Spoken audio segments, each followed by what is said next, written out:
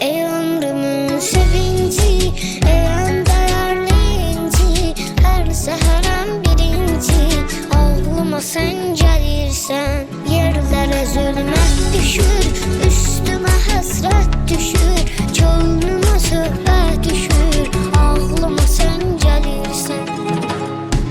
Seher güneş çıxanda, günün sonuna çatanda, güzgüyə hər baxanda, ağlıma sen gelirsen. Bütün günah savabda, unuttuğum cavabda, vərəq vərəq kitabda, ağlıma sen gelirsen.